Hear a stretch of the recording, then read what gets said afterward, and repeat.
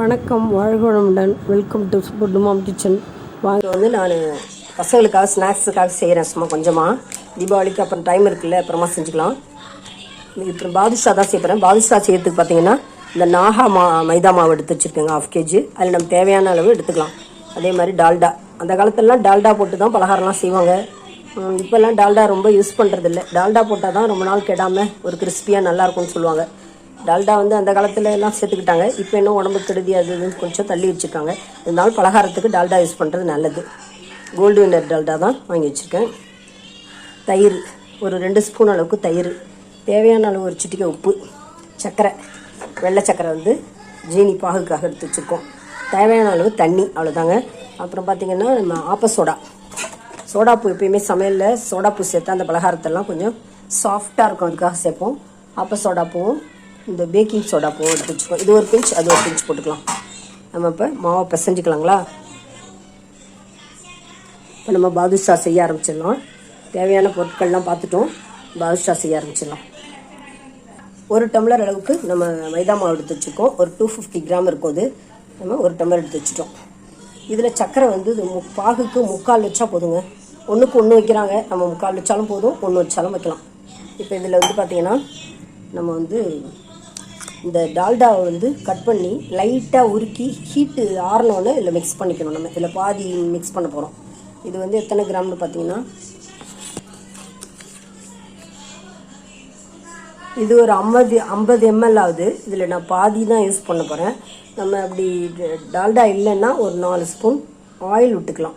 நம்ம டால்டாவே விட்டுக்கலாம். இதை ஹீட் பண்ணி கொஞ்சம் ஆற வச்சு விட்டுக்கலாம். அதில் ஒரு பிஞ்சு சர்க்கரையும் போட்டுக்கலாம், ஒரு பிஞ்சு பேக்கிங் சோடாவும் போட்டுக்கிறோம். பாருங்கள், டால்டா வந்து உருகிட்டுருக்கு. இது ஆறினோன்னு தான் நம்ம அதில் கலக்க போகிறோம். இது சூடு ஆறினோன்னு அதில் மிக்ஸ் பண்ணிக்கலாம். இந்த ஒரு பேக்கெட்டில் பாதி தான் போடுறேன் நான். வெறும் ஆயில் கூட நம்ம ஆட் பண்ணிக்கலாம். டால்டா இல்லைன்னா ஆயில் ஆட் பண்ணிக்கலாம். இது நல்லா இப்போ ஆறினோன்னு நம்ம இதில் ஊற்றிக்கலாங்க.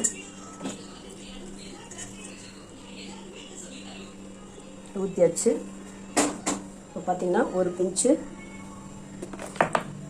உப்பு, எப்பயுமே தித்திப்பில் நம்ம உப்பு கலப்போம்ல, நல்லா ஒரு பிஞ்ச் உப்பு. தயிர் பார்த்திங்கன்னா ஒரு 2 ஸ்பூன் அளவுக்கு தயிர். சோடாப்பூ ஒரு 1/4 ஸ்பூன் அளவுக்கு நம்ம சோடாப்பூ போட்டுக்கலாம். அவ்வளோதாங்க. இதில் பேக்கிங் சோடா கூட போட்டுக்கணுன்னா இல்லை இதோட விட்டாலும் விட்டுடலாம். இப்போ நம்ம இதெல்லாம் நல்லா பெசரிக்கலாம். நல்லா பெசரிட்டு போலாக தான் பெசரணும், ரொம்ப அழுத்தி பிடிச்சி பெசரக்கூடாது. பெசரிட்டு பார்த்திங்கன்னா பிடிச்சா கொழுக்கட்டை மாதிரி வரணும், அதுதான் பதம். உதுத்து விட்டால் உடஞ்சிடணும், பிடிச்சி விட்டால் கொழுக்கட்டை மாதிரி வரும். இதில் நம்ம டால்டா இல்லாட்டினா ஆயில் கூட 4 ஸ்பூன் போட்டுக்கலாம். அந்த காலத்துலேயும் டால்டா தான் போடுவாங்க.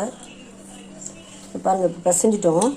இப்போ இப்படி பிடிச்சி விட்டால் கொழுக்கட்டை மாதிரி வருது பாருங்கள். உதுத்து விட்டால் உடஞ்சிடணும், இதாங்க பதம். எல்லாம் ஒன்றா மிக்ஸ் ஆகிடுச்சு. இப்போ நம்ம கொஞ்சம் தேவையான அளவு நம்ம தண்ணி ஊற்றி இதில் வந்து பதத்துக்கு பிசைஞ்சு வச்சுக்கணும். ரொம்ப தண்ணி ஊற்றிடக்கூடாது, பார்த்து கொஞ்சம் கொஞ்சமாக விட்டு பிசைஞ்சு வச்சுக்கணும். இதில் நம்ம வெறும் உள்ளே வந்து அந்த ஜீரா ஏறி தித்திக்கும். நம்ம அந்த இதுலேயும் நம்ம பிசைகிற மாவு இருக்கு பாருங்கள், அதுலேயும் சும்மா ஒரு பிஞ்சு சர்க்கரை போட்டுக்கலாம். இப்போ நம்ம இதில் கொஞ்சமாக தண்ணி விட்டுக்கிட்டோம். சப்பாத்தி மாவு பதத்தில் பிசைஞ்சிட்டு பார்க்கலாங்களா. ரொம்ப அழுத்தி பிசைய தேவையில்லை, ஒரு உருட்டுற அளவுக்கு வந்தால் போதும். இந்த பதத்துக்கு நம்ம பிசைஞ்சால் போதும்.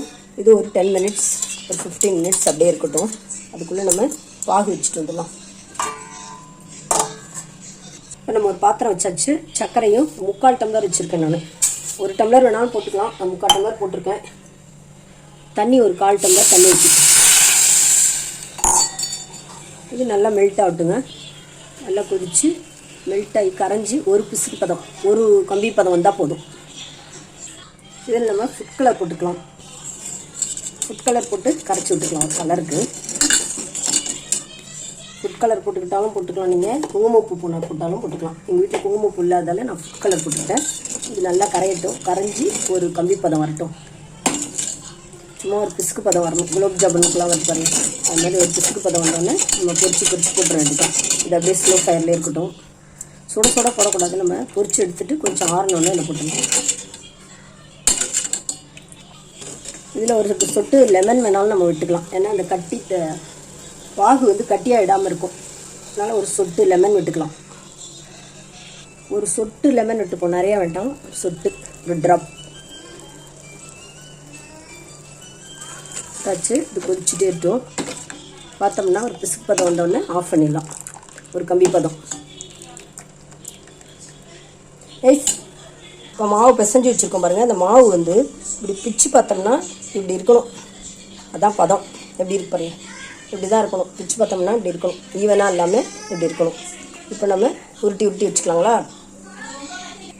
மாவு அப்படி பிச்சு பார்க்கும்போது ஒரு லேயராக வர்ற மாதிரி ஒரு தெரியும். இதுதான் பதம். இப்போ குட்டி குட்டியாக நம்ம உருட்டி வச்சுக்கலாம்.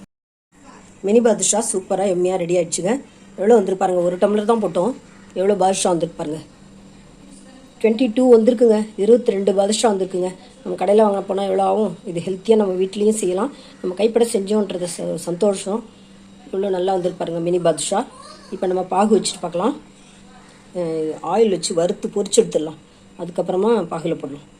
எண்ணெய் ரொம்ப காயக்கூடாது பாருங்கள். கொஞ்சம் ஹீட் ஆகும்போது நம்ம ஒன்றா போட்டுடலாம் பாதுஷாவை. இந்த மாதிரி ரொம்பவும் எண்ணெய் காயக்கூடாது. கொஞ்சம் எண்ணெய் ஹீட்டாக இருக்கும்போதே நம்ம போட்டுடலாம். போட்டு ரொம்ப நேரம் இப்படி நம்ம பரட்டி எடுக்கணும். ரொம்ப ஃபயர் அதிகமாக வைக்காமல் ஸ்லோ ஃபயரில் எடுக்கணும். நல்லா வேக விட்டு பொறுமையாக எடுக்கலாம். கலர் சேஞ்ச் ஆகக்கூடாது. அதே டயத்தில் நல்லா வேகணும். ரொம்ப ஹையில் வைக்காமல் ஸ்லோ ஃபயரில் வச்சுருக்கலாம்.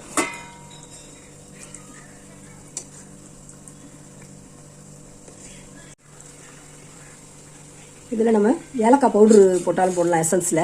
இல்லை ரோஸ் எசன்ஸ் போடலாம். ரோஸ் எசன்ஸ் போட்டால் ஹோட்டலில் கொடுக்குற மாதிரியே இருக்கும். நல்லா டேஸ்டியாக இருக்கும். அதனால் நான் ரோஸ் எசன்ஸ் தான் ஒரு 1/2 ஸ்பூன் ஊற்ற போகிறேன். ஒரு 1/4 ஸ்பூனும் 1/2 ஸ்பூனும் நம்ம டேஸ்ட்டுக்கு தகுந்த மாதிரி ஊற்றிக்கலாம். தான் 1/4 ஸ்பூன் தான் ஊற்றிருக்கேன், ரொம்ப ஊற்றலை. இதே ஸ்டேஜில் நம்ம அதை பட்டி விட்டு எடுத்துக்கலாம். ரொம்பவும் கலர் சேஞ்ச் ஆகிடாமல் பட்டி விட்டு வேக வச்சு நல்லா வேகணும். பச்சையாக இல்லாமல் வேகணும். ஒரு ப்ரௌன் கலர் லைட்டாக வந்தோடனே எடுத்துடலாம். வச்சு இப்போ எடுத்து நம்ம ஜீராவில் போட்டுறது தான்.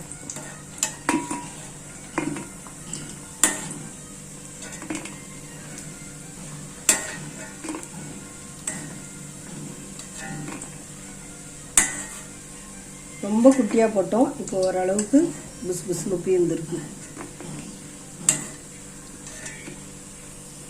இப்போ இதை வந்து நம்ம ஜீராவில் போட்டுடலாம்.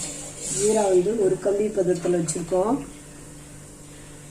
நம்ம குலோப் ஜாமுக்கெலாம் வைக்கிறோம்ல, அது மாதிரி தான் வச்சுருக்கோம். இதுலேயே போட்டுக்கலாம்.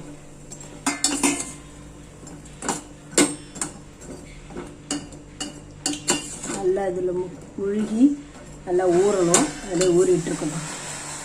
ஒரு 1/2 hour ஊற விட்டுட்டு எடுத்தோம்னா நல்லா அதில் ஊறி இருக்கும்.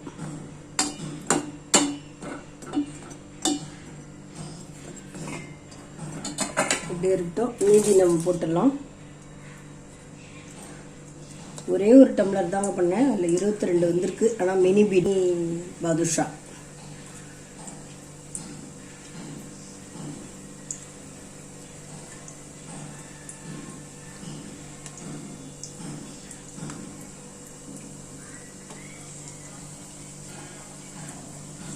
அவ்வளோதான்.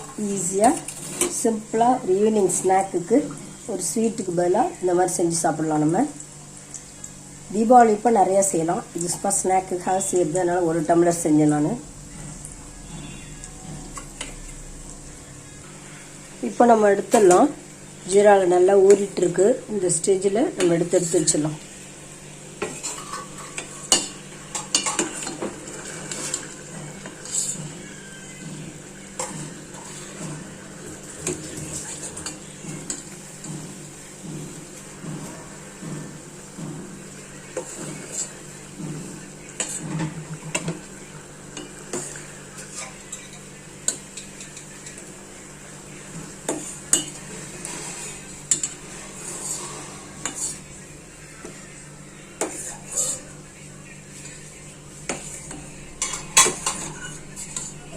இப்போ அடுத்த செட்டு நல்லா வெந்துருச்சு பாருங்கள். கோல்டன் ப்ரௌன் வந்துருச்சு.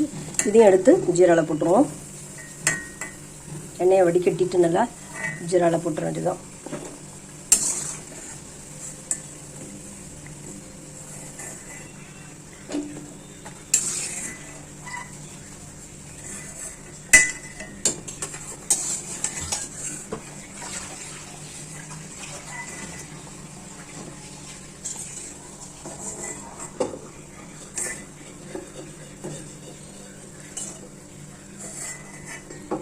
ஜம்முன்னு நம்ம பாதுஷாலாம் ஜீராவில் நல்லா நடக்குது. இதுவும் ஒரு 5 மினிட்ஸ் 10 மினிட்ஸ் அப்படியே ஊறிட்டு இருந்ததுன்னா இந்த ஜீராலாம் அதில் நல்லா ஊறி ஏறி நல்லாயிருக்கும்.